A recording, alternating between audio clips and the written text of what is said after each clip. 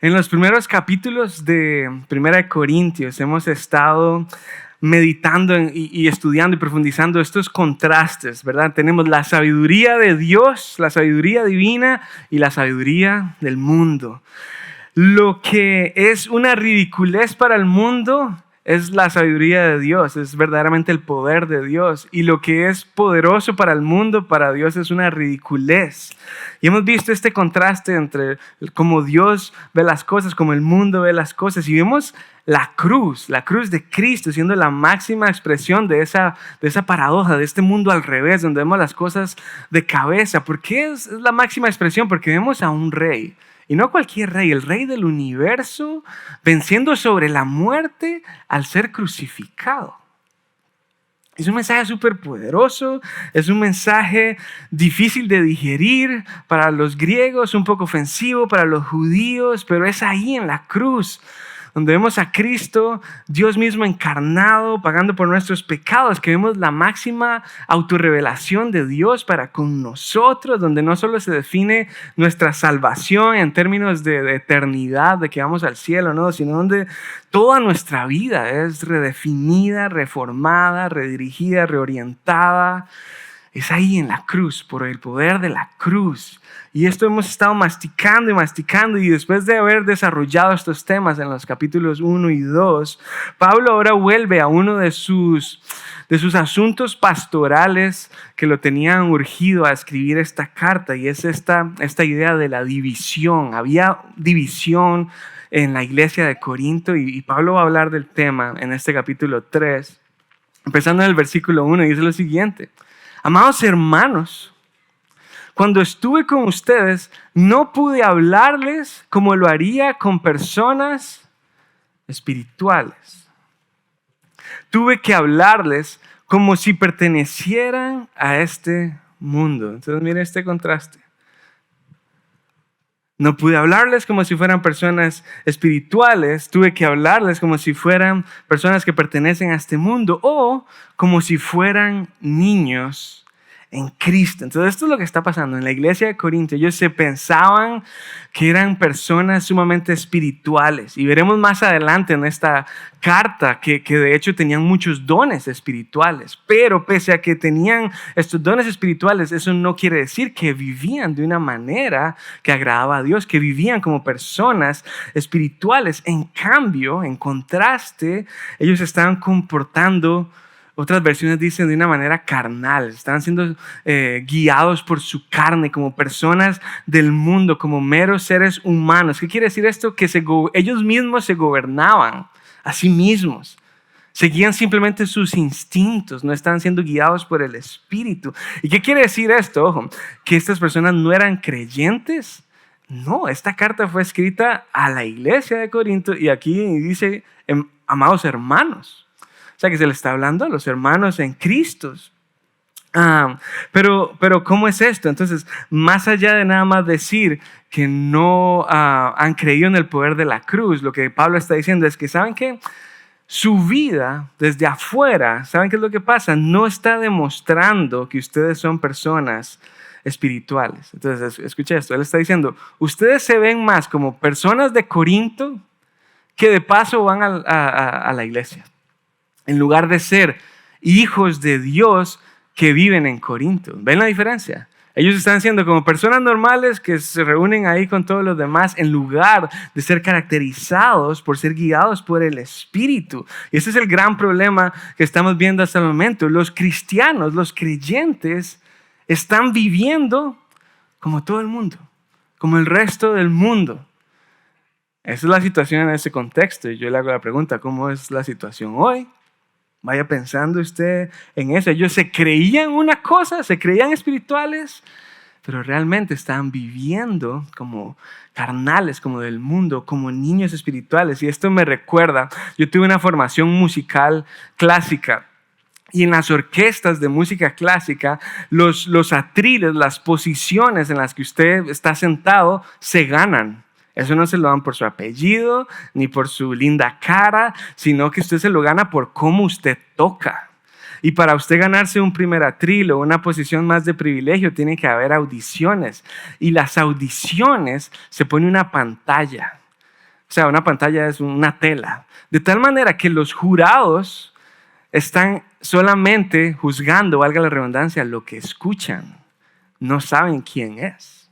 Entonces ellos dicen, ok, el primer atril es el número 7, el que está a la par es el número 2, y después nos damos cuenta que el 7 se llamaba José Pérez, etc. Entonces, ¿qué es lo que está pasando? Que en el mundo de la música, muchas personas pueden hablar mucho de sí mismos. No, yo soy buenísimo y yo llevo tantos años estudiando, pero a la hora de la hora, no importa qué usted piense de usted mismo o qué etiqueta usted se ponga, lo que importa es cómo usted toca.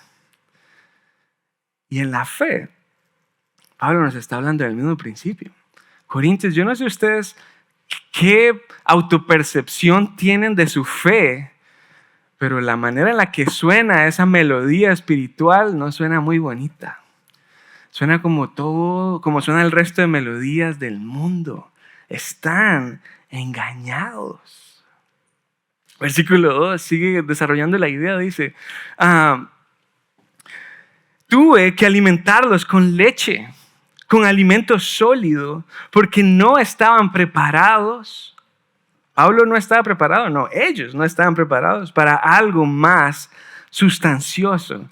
Y Pablo es duro, cruel y honesto y dice, y aún no están preparados. ¡Auch!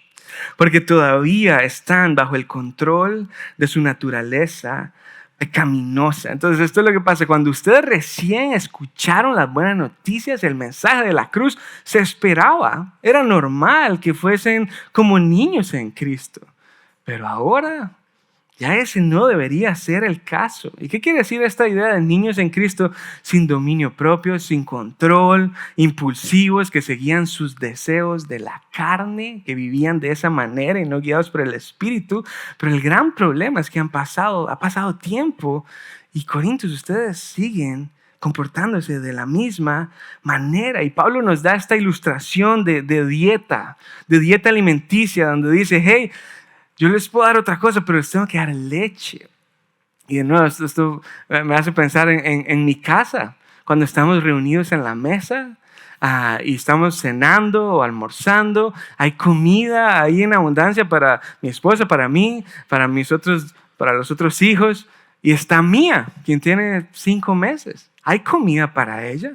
Pudiésemos darle comida en el sentido que hay suficiente, pero ella no podría asimilarlo. No es capaz, no es que no tenemos comida que darle, es que simplemente no lo puede recibir. Es la misma idea. Pablo dice, aquí hay comida para ustedes, pero ¿qué pasa? Ustedes no eran capaces y al día de hoy no siguen siendo capaces. Y esta idea de alimento sólido o sustancioso no necesariamente quiere decir información más compleja y explicaciones nuevas y términos más profundos, no, sino que nos está hablando de una vida coherente. Recuerden, como niños impulsados por sus propios deseos de carne, impulsivos, esto es lo que nos está hablando. Ustedes no son capaces de vivir una vida coherente, una vida transformada por el poder de la cruz de Cristo. Ustedes no son capaces de vivir una vida guiada por el Espíritu, sino que están siendo guiados por lo que hemos estudiado en otros capítulos, la sabiduría humana. Están siendo guiados por su propio instinto natural. Y eso nos refuerza esta idea, esta idea que todos tenemos que tener claro. La espiritualidad bíblica no se mide en cuánto sabes. La espiritualidad bíblica no se mide en cuántos años llevas en la iglesia. La espiritualidad no se mide en qué tan buen amigo eres de los pastores, ni se mide en cuántos versículos se saben de memoria. Se demuestra en la manera en que vives. Se demuestra en cómo piensas, en cómo inviertes tu tiempo, en cómo inviertes tu dinero, en cómo suena esa melodía espiritual. Entonces yo te quiero preguntar, antes de seguir, hagamos un análisis. ¿Qué dice tu vida, tus acciones de tu fe? De tu madurez espiritual, ¿qué dicen? ¿Qué dice el uso que le das al celular de tu fe? ¿Habla de madurez espiritual, de una vida coherente con lo que digo y lo que hago? ¿O habla de inmadurez espiritual donde digo una cosa, pero mi celular dice otra? Las páginas que visito dicen otra cosa. ¿Qué dice tu cuenta bancaria de tu fe? ¿En qué inviertes tu dinero? ¿En qué inviertes tu tiempo? ¿Qué dicen tus hijos? Las personas que Dios te ha confiado para que críes y formes, ¿qué dicen ellos de tu fe? No importa tú qué etiqueta, qué descripción tú mismo tengas de tú mismo, tu vida está contando otra historia.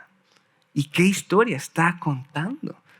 Estamos siendo engañados, autoengañados como la iglesia de Corintio, porque pensamos que somos espirituales y fortachones cuando realmente somos unos niños. Versículo 3 dice lo siguiente: ustedes tienen celos unos de otros y se pelean entre sí. Mira, esto es interesante. Ustedes tienen celos unos de otros, se pelean entre sí. Y esta es la idea. ¿Acaso esos celos, esa pelea, no demuestran que los controla su naturaleza pecaminosa? Y esta pregunta es durísima. ¿No viven como la gente de este mundo? Cuando uno de ustedes dice, yo soy seguidor de Pablo, y otro dice, yo sigo a Apolos, no actúan igual que la gente de este mundo. Nuevamente, ellos carecían de autoconciencia, estaban engañados, y Pablo les dice, hey, mira, les voy a poner las cartas sobre la mesa. La melodía que ustedes están cantando espiritualmente demuestra por sus celos y peleas que ustedes están viviendo como el resto del mundo. Entonces, ¿qué podía estar pasando en esta iglesia? Muy probablemente se habían convertido en degustadores de sermones. Se habían convertido en profesionales en evaluar el liderazgo de las personas que Dios había puesto para cuidar a la iglesia. Y eso los había llevado a desarrollar grupos de que no, yo soy de Pablo y yo soy de Apolos, para probar su estatus o ganarse, identificarse con un grupo de personas y ganar estatus, no sé. Y eso es precisamente, tiene mucho sentido, porque eso es precisamente lo que haría cualquier otra persona en Corinto. Recordemos que la filosofía era el auge. Entonces todos trataban de seguir al orador con más retórica, con más talento, y al alinearse con él voy a perseguir prestigio y popularidad. Pero Pablo dice, hey, eso no es lo que estamos haciendo nosotros.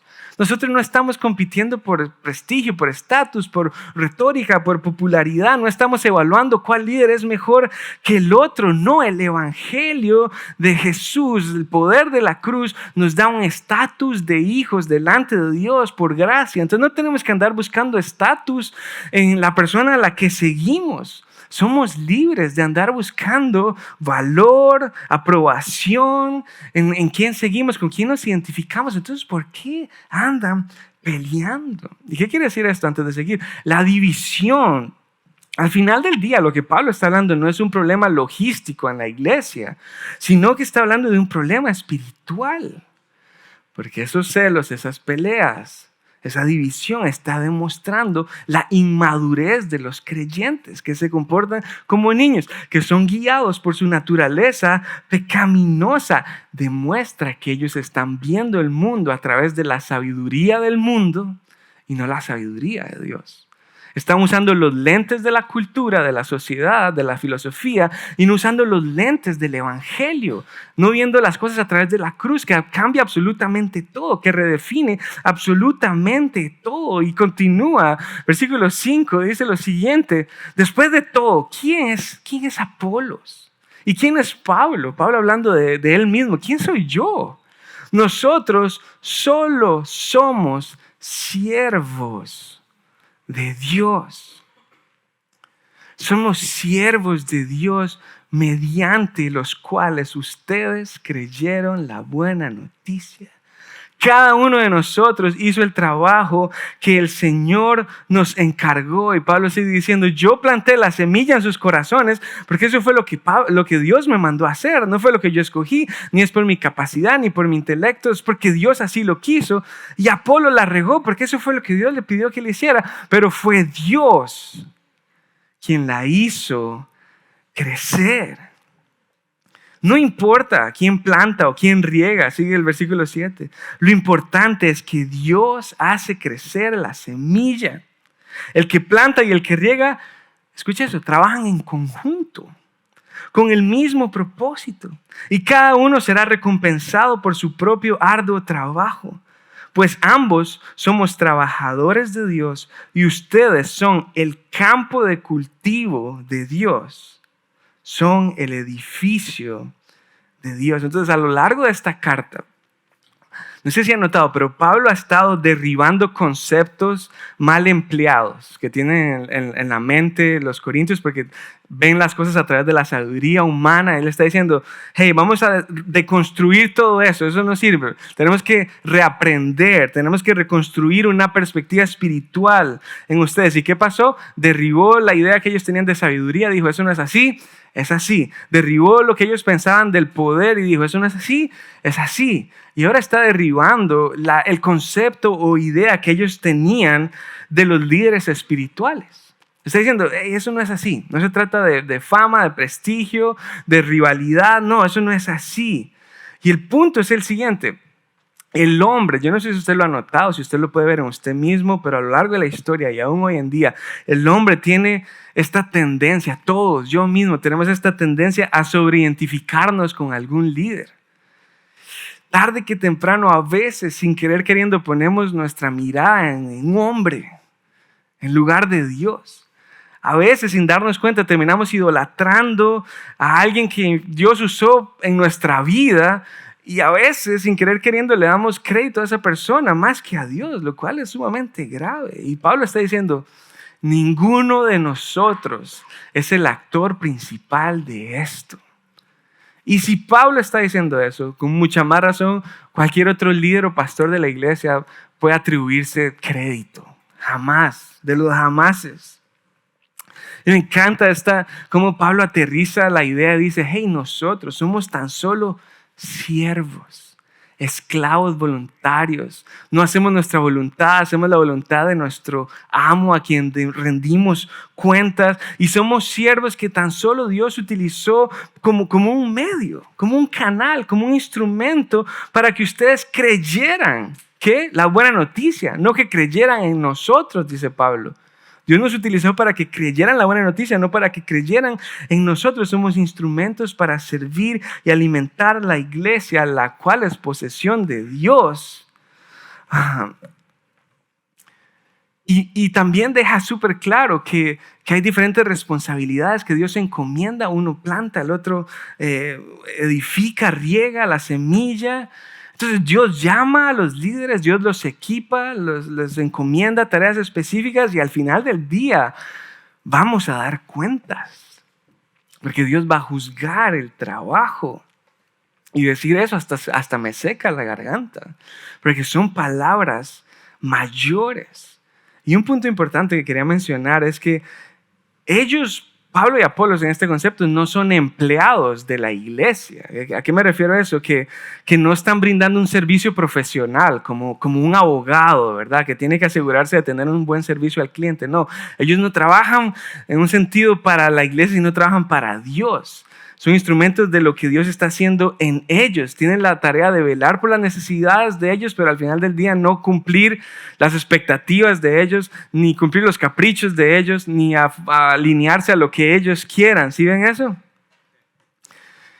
Y Pablo también deja claro esta idea que dice, al final del día, yo hago esto, Apolos hace la otra cosa, pero Dios es quien hace que las cosas crezcan. Es el que hace el cambio. Si nosotros hacemos lo que hacemos, si Dios no está con nosotros, eso no sirve para nada. Y aquí en el siguiente versículo, creo que es versículo 9, lo vuelve a reiterar. Es Dios el que hace que las cosas crezcan, que las cosas maduren. Y esto reitera esta idea que encontramos aún desde el capítulo 1, no sé si se acuerdan. Cuando dice, por lo tanto, como dicen las escrituras, si alguien quiere jactarse, que se jacte solamente del Señor. Pablo ha estado desarrollando esta idea desde antes. Se dice, nadie se puede jactar de sí mismo, nadie se puede jactar de sus líderes, nadie se puede jactar de Pablo, de Apolo, solo del Señor.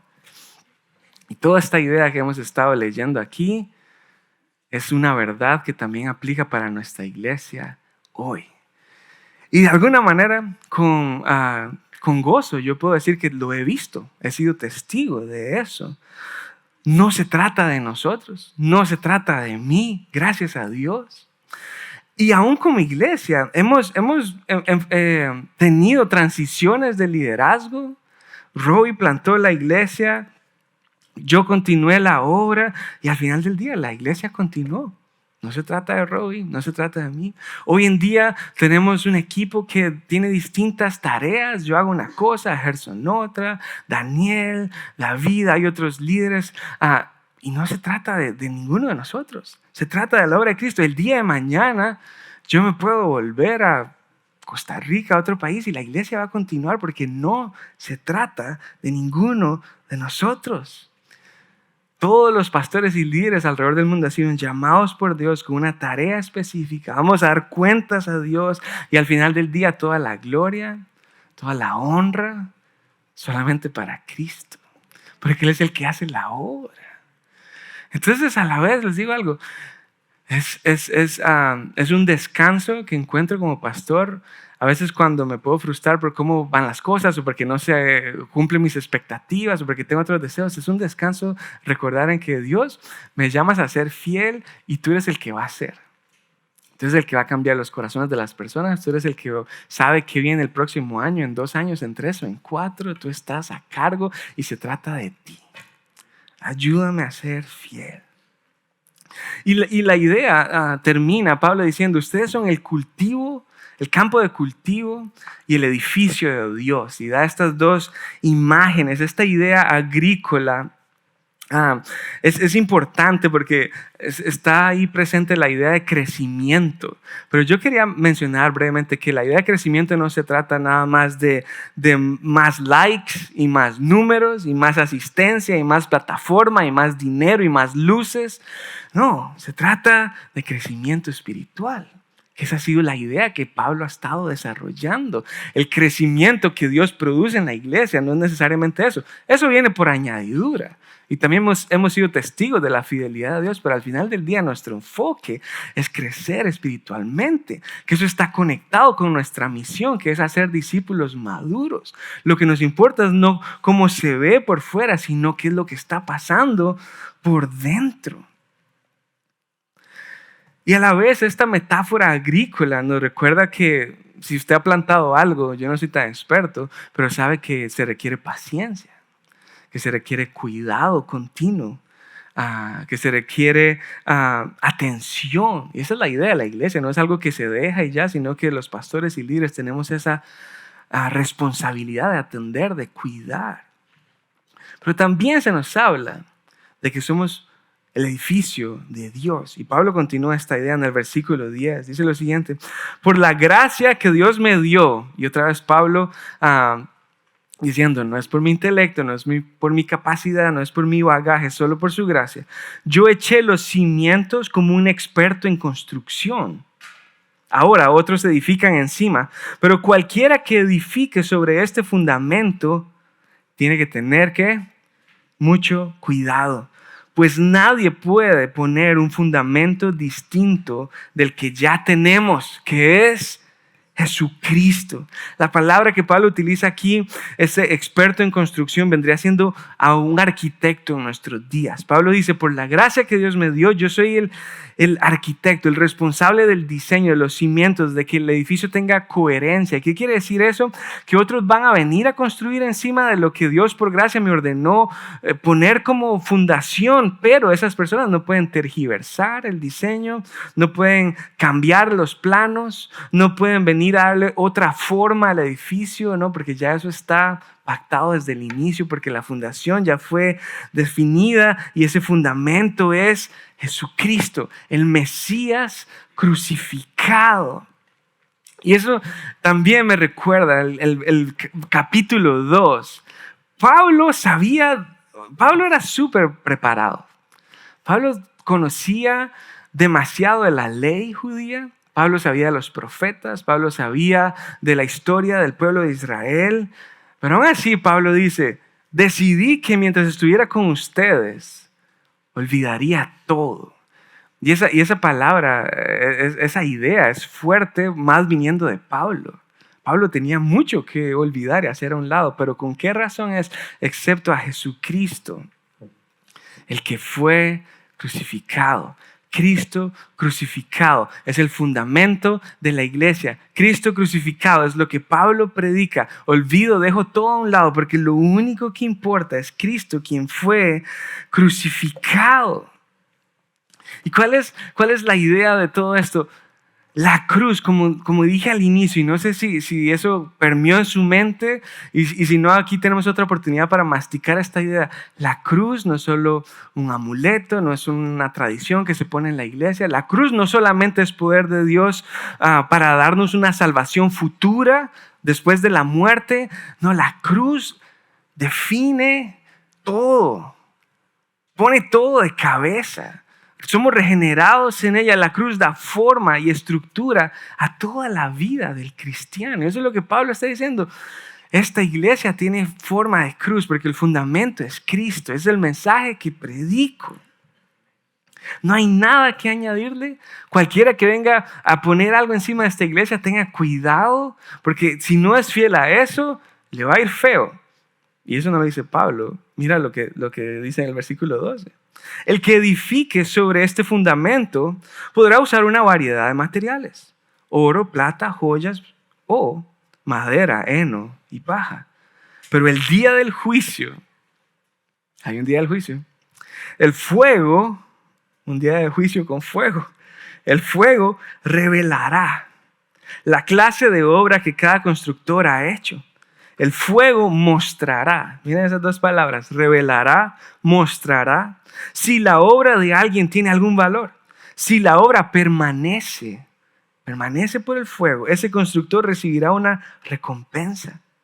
Pero si la obra se consume, porque está hecha de madera y de paja y de heno, el constructor sufrirá una gran pérdida. ¿Y cuál es esa pérdida? Que invirtió su tiempo en algo que no está alineado con Dios y va a ser consumido. El constructor se salvará, pero como quien apenas escapa atravesando un muro de llamas. Y nuevamente, pastores, maestros, líderes van a venir a edificar sobre el fundamento que es Cristo, pero Pablo es muy realista. Él dice, no todos van a edificar con la misma calidad, con la misma visión, con la misma fidelidad al mensaje de Cristo. Los de oro, plata y piedras preciosas habla de materiales duraderos, de una construcción intencional, una construcción sacrificial, una construcción hecha con amor, guiada por el Espíritu. Pero los que construyen con madera, heno y paja hablan de conveniencia, de materiales baratos que se producen tal vez más rápido, producción a volumen, pero que no es una producción profunda. Que tal vez hay mucha apariencia, pero no hay permanencia. Entonces, la pregunta clave aquí no es qué tan bonita o qué tan grande es la construcción, sino la pregunta es duradera, es resistente. ¿Resistente a qué? Resistente al juicio de Dios.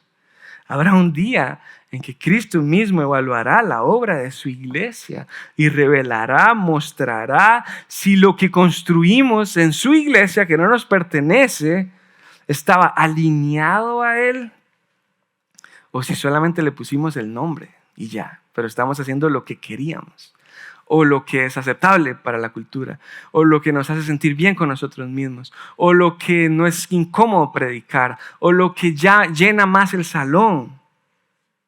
Y esto es crucial. Pablo no está hablando de salvación. La salvación no es por obras, es solamente por fe, pero está hablando de un momento en el que se revelará la obra de calidad en el ministerio. Entonces, ¿qué quiere decir esto? Pueden haber iglesias llenas, atractivas, famosas, grandes, que a la luz de Cristo están huecas y van a ser consumidas, es decir, no van a permanecer.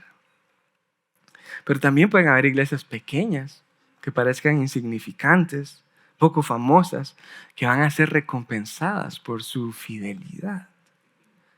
Y ojo, queda claro, no se trata de la edificación del salón, no se trata de qué tan caro, moderno, qué tantas pantallas tenemos o qué tan estéticamente impecable sea. No, el juicio, el fuego no evalúa las estructuras físicas, sino las realidades espirituales. ¿Cómo está la formación de discípulos en esa iglesia?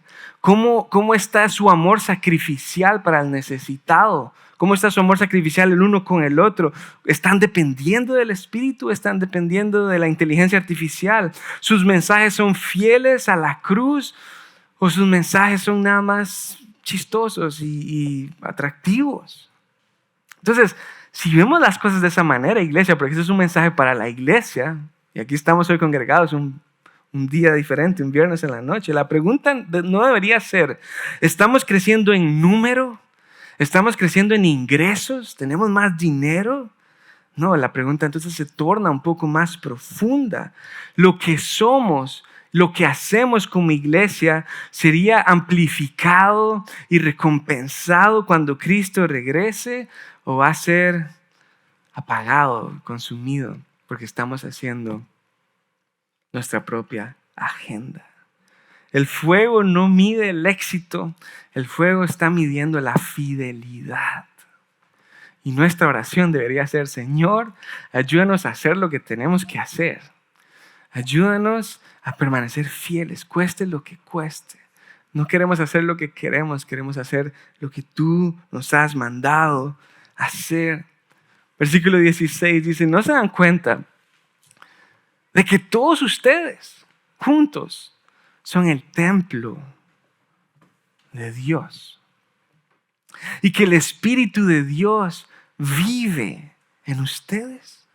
Dios destruirá a cualquiera que destruya este templo, pues el templo de Dios es santo y ustedes son ese templo. Este es un giro dramático en el pasaje. Dejamos de hablar de un edificio o una edificación cualquiera y ahora utilizamos este término específico: templo. Ustedes colectivamente, como iglesia, son el cuerpo donde mora el Espíritu del Dios viviente, el Rey del universo. Y la idea de templo era sumamente manejada en este contexto de Corinto. Era una ciudad repleta de templos. Específicamente era famoso por el templo de Afrodita. Ellos sabían que el templo era un lugar sagrado, un lugar donde habitaba la presencia divina, un lugar valioso. Entonces, precisamente Pablo está hablando de esa idea. Si ustedes saben lo valioso que es el templo, imagínense qué valioso es, no el templo de un Dios pagano, sino el templo del Dios viviente. Y por eso la advertencia: si alguien viene a destruir ese templo, yo lo voy a destruir. ¿Y cuál es el contexto del que Pablo está hablando? La división. Si ustedes, por el orgullo espiritual de algunos líderes, o si ustedes por su deseo de salirse con la suya y buscar estatus, están creando división en la iglesia, están atentando contra el templo del Dios viviente, y eso tiene consecuencias serias. Tengan cuidado. Y Pablo cierra de la siguiente manera, versículo 18, dice lo siguiente: dejen de engañarse. ¿Vieron cómo habíamos estado hablando que los corintios estaban engañados, no tenían autoconciencia, tenían una autopercepción espiritual un poco extraviada? Y Pablo les dice: hey, dejen de engañarse. Si piensan que son sabios de acuerdo a los criterios de este mundo, lo que hemos estado hablando, necesitan volverse necios para ser verdaderamente sabios. Pues la sabiduría de este mundo es necedad para Dios. Y como dicen las Escrituras, Él atrapa a los sabios en la trampa de su propia astucia. Y también el Señor conoce los pensamientos de los sabios. Sabe que no valen nada. Versículo 21. Así que no se jacten de seguir a un líder humano en particular. Esto no es sabio a los ojos de Dios. No lo hagan. No se jacten de ningún líder. Pues a ustedes les pertenece todo. Ya sea Pablo, Apolos o Pedro, o al mundo, o la vida, o la muerte, o el presente y el futuro. Todo les pertenece a ustedes. Y ustedes pertenecen a Cristo. Y Cristo pertenece a Dios. Después de Pablo derribar el concepto falso que tenían de líderes espirituales, Pablo dice: si ustedes entienden todo lo que les estaba explicando, que por medio del poder de la cruz, ahora ustedes tienen estatus como hijos, y al tener estatus como hijos forman parte de la familia de Dios, de la iglesia, que es el templo del Espíritu del Dios viviente, del Dios del universo. Entonces, si ustedes entienden eso, ustedes entenderían que Pablo, Apolos, Pedro y quien sea, cualquier otro líder, es tan solo un siervo de Dios que cultiva el campo, que es su iglesia, que edifica sobre este templo que es la iglesia, y esa iglesia le pertenece a Cristo. ¿Qué quiere decir eso? Todo le pertenece a Cristo. Si ustedes le pertenecen a Cristo, todo le pertenece a ustedes. No importa qué, el pasado, el presente, el futuro, la eternidad. Si ustedes están en Cristo, son dueños de todo. Dejen de andar peleando y enfóquense en lo que ya tienen. Dejen de vivir esclavizados por ganarse estatus, aprobación, valor, identidad, y disfruten del estatus que ya tienen en Cristo. Ya lo tienen todo. Entonces, varios temas, y yo creo que de este capítulo 3 pudimos haber dividido unos hasta 3 domingos, pero algunas ideas que yo quiero que nos llevemos a la casa. La primera es, pueden haber personas aquí que todavía piensan que entre Dios y yo tenemos una relación, pero yo no quiero nada con la iglesia. Y después de leer este capítulo nos damos cuenta que esa idea de Dios y yo y la iglesia no es bíblica. Esa idea es antibíblica. Este pasaje ridiculiza ese pensamiento. Ese pensamiento que dice, mientras yo esté bien con Dios y Él me entiende y yo lo entiendo, todo está bien. Pablo dice, no, eso no es así. Esa idea que dice, yo no me tengo que involucrar en la iglesia porque la iglesia son hipócritas, probablemente la iglesia, y no probablemente, la iglesia ha hecho atrocidades a lo largo de la historia. Es cierto. Pero la iglesia también Dios la ha usado para bendecir a la sociedad, y al final no ponemos nuestra mirada en los hombres, ponemos nuestra mirada en Él. Entonces, sin importar la herida o el trauma que hayas tenido por la iglesia, por algún pastor, por algún sacerdote, sigue siendo el templo del Espíritu por medio del cual Dios trabaja en este mundo caído. No puedes aislarte. La espiritualidad es corporativa, es en comunidad. Entonces esa idea de Dios y yo es egoísta, es vacía y solo está fundamentada en tu conveniencia. La segunda idea que quiero que tengamos claros y que recordemos es que Dios ha puesto líderes y pastores para que cuiden su iglesia. Y esto es un misterio espiritual, es más allá de organización, es un llamado que Dios le da, que nos ha dado a algunos. Y quienes tenemos esta vocación, no somos simplemente proveedores de servicios, no somos héroes que salvamos, somos incapaces de salvar a alguien, somos tan solo siervos por medio de los cuales es predicado el mensaje de la cruz, y el Espíritu, según Él quiera, transforma corazones. Vamos a dar cuenta a Dios, por lo cual le pido oración. Y otra idea que quiero también es que si esa es la realidad para los líderes espirituales, la realidad para la iglesia es que ustedes no son clientes espirituales que demandan y exigen cosas. Ustedes son discípulos de Cristo, llamados a tener una vida espiritual, llamados a someterse a las autoridades de la iglesia. Y de nuevo, si usted ha tenido algún trauma, alguna herida por algún pastor, algún sacerdote, pídale a Dios que le ayude a someterse a la iglesia como una manera de someterse a Dios.